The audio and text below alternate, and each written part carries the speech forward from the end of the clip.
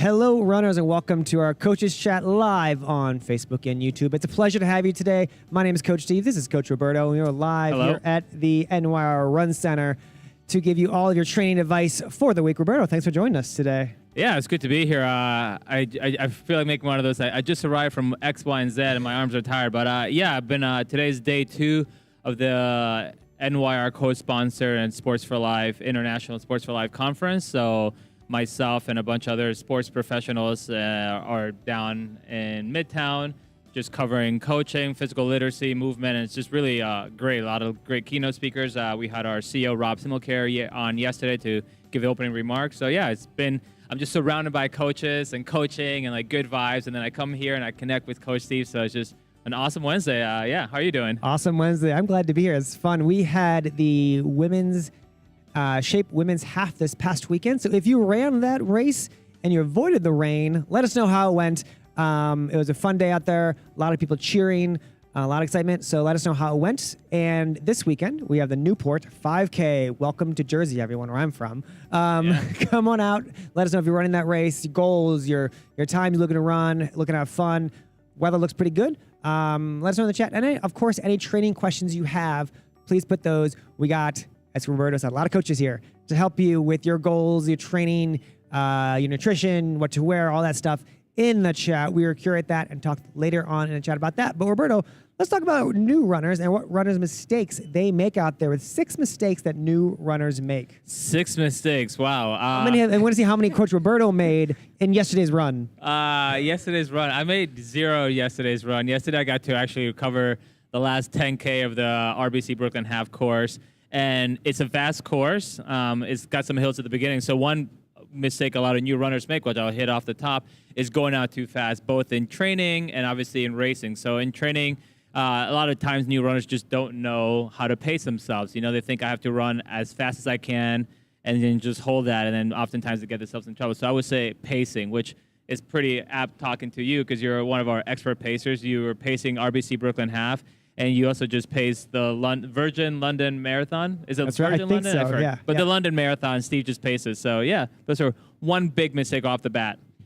I love it. Pace is important. I would also say you need to running too hard too often. So a lot of runners, Coach Roberto, as we train, they say, I want to get faster, so I'm going to go run fast every day because that's how you get faster, right? You want to run easy a lot of times. A lot of it is easy runs. They talk about the 80-20 rule, which is 80% of your mileage should be easy, 20% hard. Some people do only like 2 to 3 hard runs a week, and everything else is slower, easy running. The idea is, though, majority of your runs, and even if you're starting off as a new runner, all of them might be easy if you're a brand new runner because you're just trying to be consistent and get out there and seeing what is this running all about. You're learning different stuff. So put a break on any speed work, hard workout you have, and just get out there, stay consistent, and enjoy the process as you get a little more experience. You can maybe add in some hard workouts, but even as you're more experienced, I've been running for over decades, and I still do 1 or 2 hard workouts a week. Keep it easy out there. Yeah, I would say another mistake, and since you were asking what ones I've made, I feel like going out too fast, a lot of us make it, and some of us make it so often it's barely a mistake. It's just like that's the nature.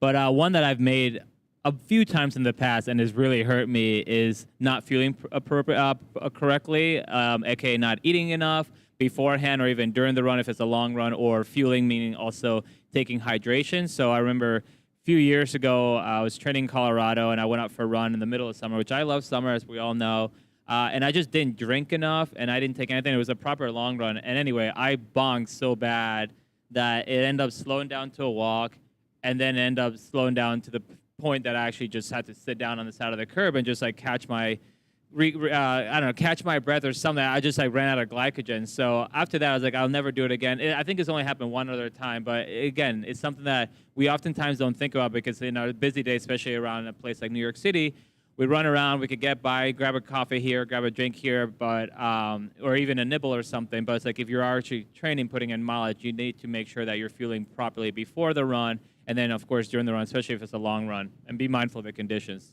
I love that. I had a similar experience when I first started running. It is not fun. I made that mistake once like you, and you learn. Only once, though? I did it once, okay. and I still remember I was in Bay Ridge under some highway on BQ or something like that, and it was bad memories, a nightmare, I actually call it.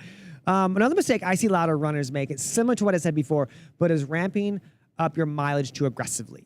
So this comes in when you're training maybe for the TCS New York City Marathon or the RBC Brooklyn Half.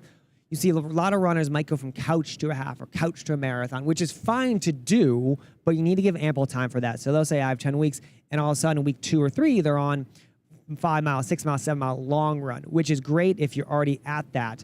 But you really want to start we want gradual change in running. So gradual change in mileage, gradual change in pace, gradual change in your gear. Everything's gradual when it comes to running and kind of endurance in general. Anything aggressive is usually pretty bad. It's going to end in injuries, going to end in bonking if it's in a race. So you really want to gradually make those changes. It could be a month at a time or a few weeks at a time. So you get comfortable with a new type of pace or a new type of mileage per week. And then you might take a week off and then add a new stimulus to your program. Like you're going to add speed of work once, and then you get used to that. And then you got more mileage once. You get used to that. Then you add on something else. So you can add stuff, but one at a time and gradually over your training process. Yeah, and I think that kind of leads to another common mistake that a lot of runners do, and even runners with more experience, is short-term thinking. So what essentially that means is, whether you're new to running or you've been running for a while, we tend to just think about the here and the now. So if I'm getting ready for this year's TCS New York City Marathon, it's kind of so far away that I might not think about it. So I'm just going to train, or not train. And before you know, I was like, oh boy, it's coming up. So what you really want to do is pick a goal race or pick a goal, whether the goal is fitness, just trying to get out there and increase your mileage and get fitter as you go along, or you're trying to run the TCS New York City Marathon or some of the other marathons in the autumn season. Pick that goal and then start working backwards. And then when you work backwards, you could really start to goal set. So you could say, okay, it's May 1st. I'm going to start building a small base. By June, I want to feel a little bit stronger, bigger base, bigger foundation. And then maybe July, start doing some races. Obviously start hitting some long runs, but make sure everything fits along the way towards that bigger goal, whether it's the marathon or half marathon or just fitness. So that way you always know you have some check marks along the way. You're not just aimlessly training. I watched someone online, a video, they're running the Shape women's half, and she said, sign up for this race in January, and all of a sudden it was here. And you really got to focus on work backwards, which I love that thought process. We have a lot of questions from our runners, Roberto. I do want to jump over to questions and shout outs from you.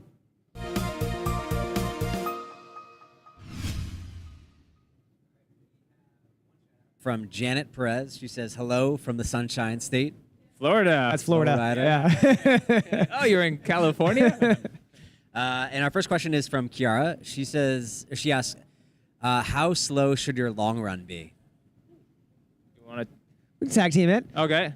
Yeah, good question. How slow should your long run be? There's no easy answer. It's really a percentage of your race pace, but again, not everybody knows what their race pace is. So I would say start at a comfortable pace. We like to use the RPE scale here with New York runners. So I would say maybe a 4 or 5 out of 10. So meaning you are conversational. You could pick it up a lot if you need to, but you're also not really walking, obviously. So I would say make it a percentage of your pace. So like if you have a goal for, let's say, a 2-hour half marathon, which we use often, especially because Coach Steve paces that's 9:09 per mile. So does that mean that my long runs all have to be at that pace?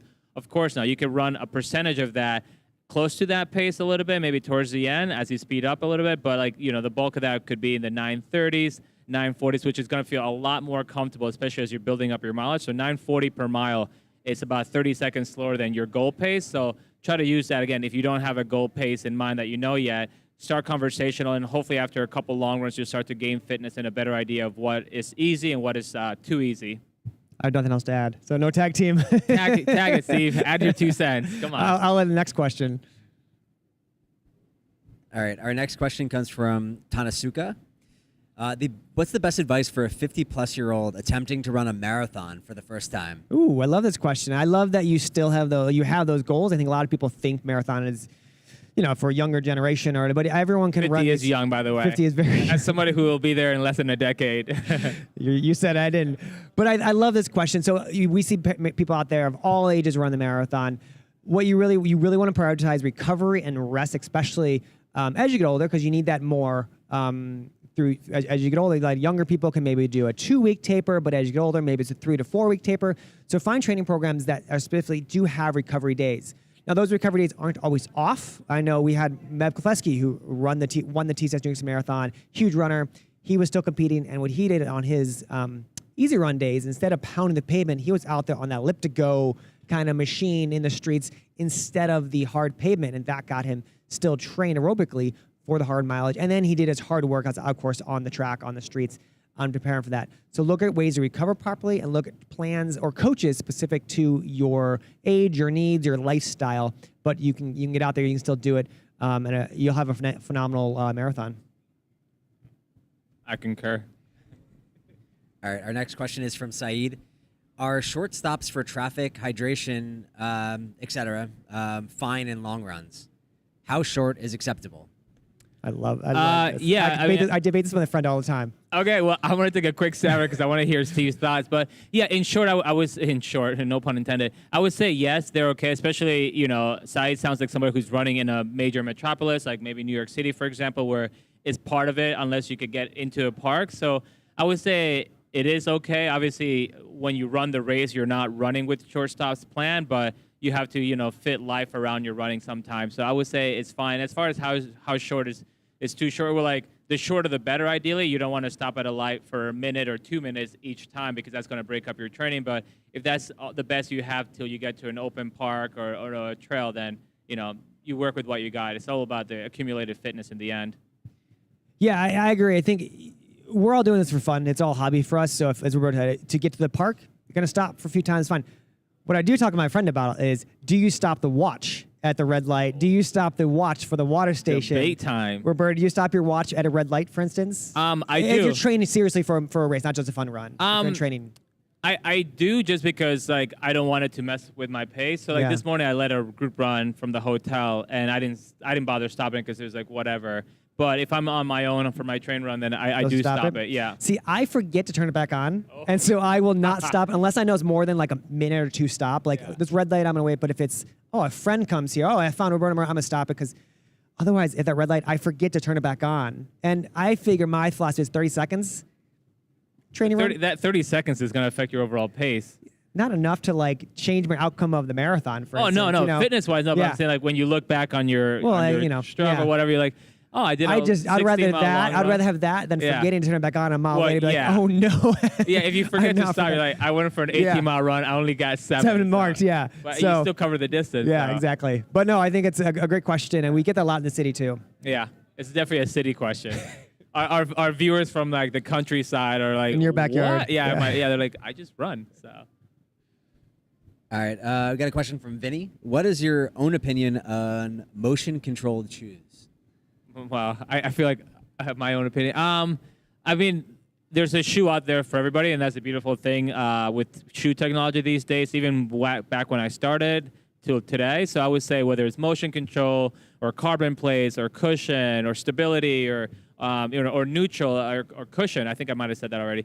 There's a shoe out there for everybody. So my opinion is if it works for you, then use it. Don't use it because it works for your training partner. I've used this example a lot where myself and Steve, similar dynamics, similar height, weight, etc. But doesn't mean that, and even shoe size actually, but doesn't mean that we could both run in the same kind of shoe. So I'm gonna go to a specialty running store, or come here to the Run Hub. They're gonna fit me with the right shoe for me. Steve will do the same thing. And if it's for me, it's a motion control, then I'll wear that. It might not be the best looking shoe sometimes because people like to have style. But for me, running and being healthy is number one. Fashion is second. Brighter the better shoe. I always say that. That's just me. Yeah, no. Some people say go for darker. I got some awesome New Balance, the TC Elite, whatever carbon plate. They're purple. Carbon, I had those. Yeah. I wear size 11 for those out there who want to gift me shoes, and they Birthday's look coming up. Yeah, they look so big and they're so purple, but they always get positive comments. So I wear them and I run in them. So whatever shoe works for you, man. Yeah. If the shoe fits, wear it. All right. Do we have any other questions for the time? We can come back to them as well. Sorry. That's all right. Sorry, John's new at this. It was first time on the mic. All right, we got a question from Natalie. Any suggestions for running the full marathon coming from Florida? Yes. Tons of advice. Great question. So assuming you're looking more at the elevation changes for the race. So you have three major, I guess maybe weather question too here. We have three major, I call them hills in the TCS New York City Marathon course. Number one being the Verrazano Bridge. It's mile 1 to 2. You're not going to feel it. Don't worry about that hill. It's also the biggest hill. So your biggest hill of the course is over within 30 minutes, 45 minutes of the day. Wonderful. That's done. Second biggest climb I feel is the Queensboro Bridge. This is at mile 16. This is one you're going to feel. So if you could have a treadmill at home, or if you live near a parking lot, and you kind of wind your way up on your long runs, if you're at mile 10 of long runs, do that parking lot, and come back down, maybe do it twice to get, a little bit harder workout in. That's a good way to do it. Treadmill works as well. You can try some stairs if you're near a football stadium near where you live that's open to public. Stairs also works. But you're still not racing at this point in the course. Mile 16, you're still not at a place where I'm... Ideally, exactly. If you're pacing yourself properly, you're ideally not racing yet. You're still a long run pace. Hill number 3 is, I think, the hardest hill, but also the smallest out of those 3, which is a Fifth Avenue hill at mile 21 or so, 22, which Roberto's favorite hill of the day. He'll tell you all about it. I'm already sweating. It's just that where it is in the course, you don't know it's coming up. It's a gradual build into Central Park. And so that part, it's more mental over that part is our long runs don't go up that far usually, so you can't really add that as part of your training. But knowing it's there, adjusting your pace early on and adjusting your pace while you're on it will help you overcome that hill. So you can train for it. Just practice parking lots, treadmills, staircases where you are. Find little hills, do them often as part of your training. But it's not a super hilly course like a Big Sur Marathon or something like that. They are something you could train for. Do you want to kind of touch on the weather and make a training for Florida weather versus New York, 54 degrees Fahrenheit? Yeah, I mean, obviously, if you run coming from Florida and you ran our marathon last year, you would have been golden because Welcome we home. had Florida-esque weather. But typically, it's first weekend and first Sunday in November, so it's typically cooler. But, I would just say train in the weather you have because the fitter you get, the better equipped you're going to be to handle almost all conditions within reason. Obviously, if race day is super, super chilly, as we just had for the United Airlines NYC half, or super warm, as we had last year for the TCS New York City Marathon, then you kind of want to adjust your pace accordingly. Also adjust what you're going to wear, adjust your hydration, nutrition, maybe take a little bit extra with you. Take it with you. It doesn't mean consume it, but actually take it with you because it's better to have it and not need it than need it and not have it. But again, if you're a Florida runner, depending on obviously where you are as far as how flat and hilly it is, you're definitely going to encounter a lot of heat and humidity in the summer months, which we kind of get some in New York as well. But getting ready for the TCM New York City Marathon, you won't encounter that most likely. So get as fit as you can and definitely follow Coach Steve's advice. And if you've not run the course before, definitely respect it because you don't want to get to Queensboro Bridge, huffing and puffing because that's a long climb. Oof. And honestly, if it wasn't for the Fifth Avenue mile climb or Fifth Avenue climb, I would count that as my hardest one because that's like a mental one. But then you come on to First Avenue and everybody's roaring. You're like, okay, I'm good to go. I'm over halfway. I'm ready to go. Yeah, but then Fifth Avenue, honestly, it destroys people. Come talk to us before the marathon. We'll see you at the expo. But I have tales. I have stories. War scars. Yeah. All right, we have our next question is running is a huge part of my mental health, which fits in well for this month, for Mental Health Awareness Month. But the question is, any advice for when you get injured? Yeah, it's tricky, I think. I mean, for myself, I think I would speak for Roberto. Same for us. Running is our mental health escape. It's how we stay healthy, strong, and physically. Both of us have had injuries where we can't do that or taking time off for family or lifestyle, whatever. So it is very hard. And for me, I'll speak for myself here. I try to find something else to replace that with. So I'm injured. While I'm healthy, though, I do other things so that when I'm injured or are injured, those can help replace them. So, for instance, I have a rowing machine at home, a hydro. I do that 2 times a week so that if I do become injured, I know, I need to do this now 3 or 4 days a week instead of just 2. So it's easy replacement for myself. And I'm not starting fresh from that raw. I know how to turn it on. I know how the workouts. I know the coaches on there. I can easily do that. Some do cycling, some do elliptical, some go to the gym. So I have a replacement in place for the times I am injured, assuming that I can row and the injury is not affecting those muscles. What about you? Yeah, no, I mean, you spot on, nailed it. Obviously, we've worked together for 6+ years. I knew your answer. But yeah, no, I would definitely echo that. Running is fantastic. Obviously, we're coaches, we're runners, but it's really good to try to diversify a little bit.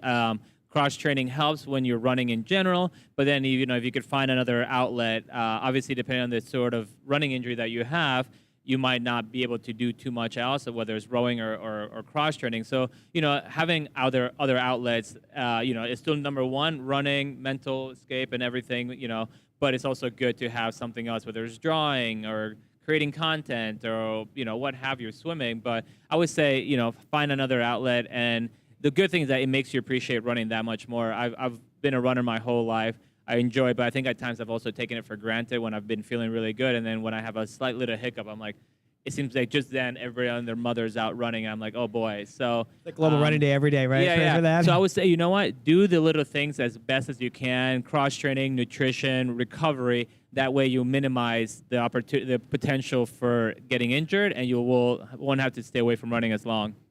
Love it. Cool. So if you have any more questions or we did not get to yours yet, hang tight, put those questions below. We will circle back to more questions. But Roberto, I want to talk about the long run because long run, as we know as coaches, is one of the most important runs of your week. I think recovery day is more important, so I'll put that above it. But as far as running on your feet, long run definitely takes the cake as the important run if you're training for a long distance race like the Brooklyn Half Marathon, the RBC Brooklyn Half Marathon, or the TCS New York City Marathon. So I want to talk about how to stay focused on those because it can be hard to be out there for 1 hour, 2 hours, 3 hours, sometimes by yourself, sometimes with others, and how to stay focused. So I think the first one is kind of that mental prep going into it, like talking to yourself before you do it. So that mental cheerleading in your head. What's going on? Where am I going to go? What am I going to wear? How am I going to feel? Where's my water going to be along the course? Preparing yourself mentally for, we'll just say, our long run out there will help you feel better out there because you know what to expect. You already know what you're going to wear. You set your clothes out in the morning, stuff like that. So mentally preparing yourself before that long run and during, saying, okay, next mile is my water stop. Or next mile, I'm going to meet my friend. So knowing what's going to come up will help you mentally stay strong for those daunting miles to come. I mean, hopefully it's not daunting, but yeah. It could be. So. Yeah. No, it reminds me like the first time I ever ran 10 miles, I was in high school, and a high school teammate took me, and it was the 10 miles high longest school, yeah. run I'd ever done. I think I literally cried during it. I definitely complained, but it was just like I went from like 3 or 4 miles ever to 10, which was like, almost triple the distance. It was just a lot. So I would say if you're newer to running or just getting back into fitness, definitely break it into chunks, whether you're running by miles or minutes. I like to, when I'm coaching people, especially in Masters, I like to go by minutes because it's a lot easier. But so let's say I'm going to run, 80-minute long run, or actually I'll say 90-minute to make it easier for math.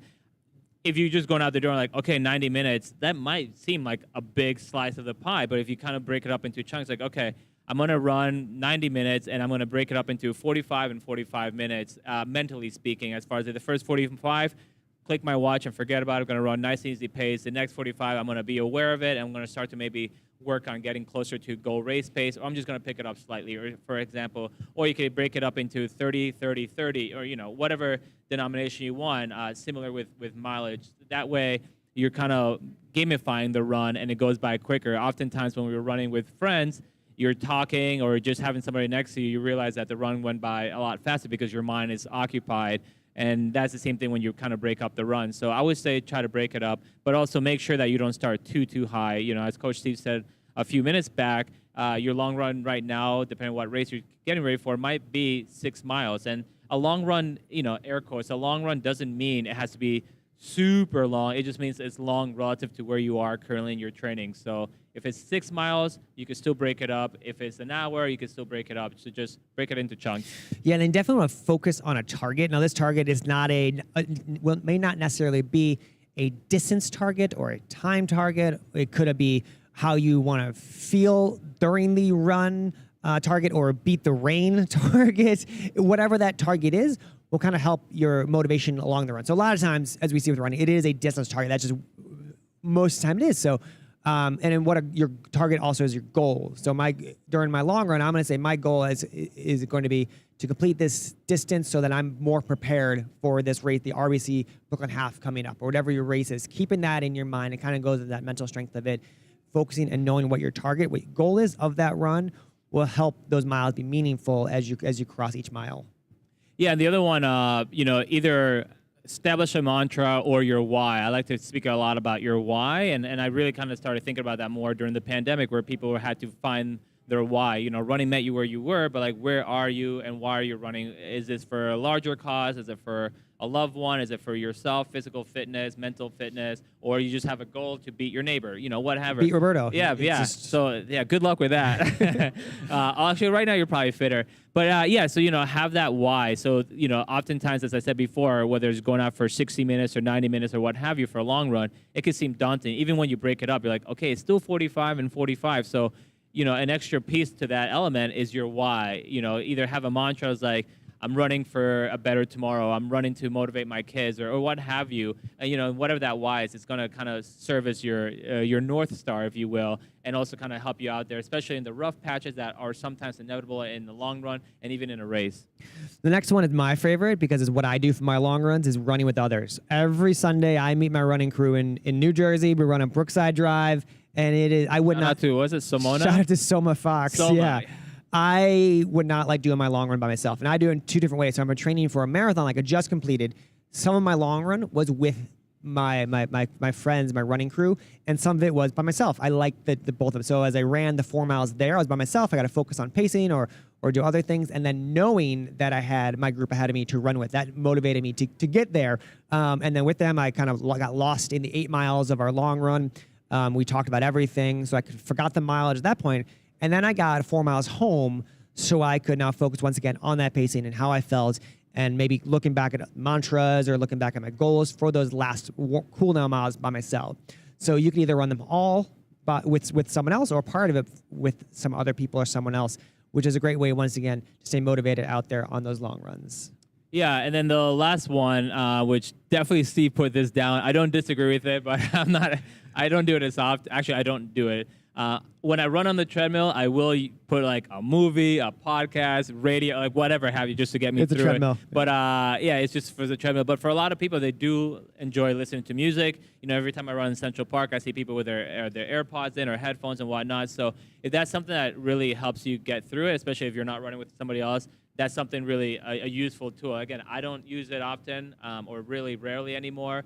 And the reason for me, honestly, I tried it in my competitive days, and it was just because it became more of a job. I was running so much to continue to curate a playlist. Podcasts weren't a thing back then. I was gonna say now we had the podcast. You can Yeah, listen yeah. to a whole hour and a half podcast. Yeah, True crime podcast. I feel like I'm dating myself by saying like podcasts literally weren't a thing back when I was running. Like I had my iPod Nano or my Walkman. That's The how iPad far back Shuffle, I could go. yeah. Yeah. Like this Discman that looked like I was throwing a discus. But it was just like a lot of work. And they had the anti-shock ones where now like it's a lot easier. But yeah, I would say like, you know, curate a playlist or podcast. There's a lot of great running podcasts, a lot of great sporting podcasts. I listen to a lot of tech and things like that. So, but yeah, that's something that might help you. And then I do like that people make playlists that have certain RPMs or something, like the beats per minute. Yep. Yeah, and that's great because like 180 beats, so you can kind of stay on pace. But it's also New York City. I see people dancing in their runs, and so you're like, but hey, whatever gets you out the door.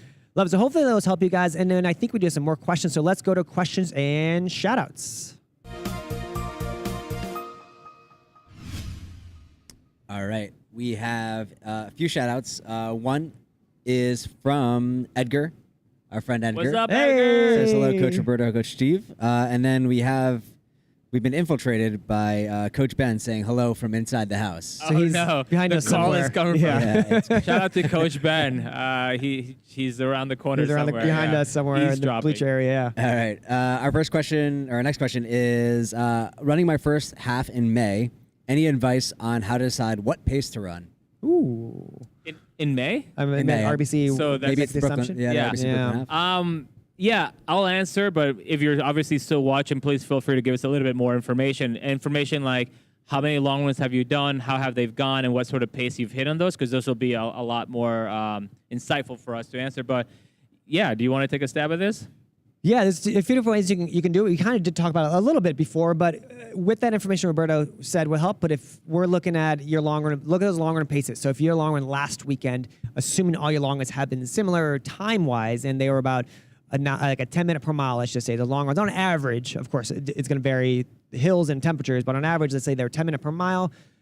Without knowing much more, your half marathon's pace should be about 9:30 to 9:20, 9:10. So you're looking at maybe just over 2 hours, maybe 2:05-ish for that half marathon finish time.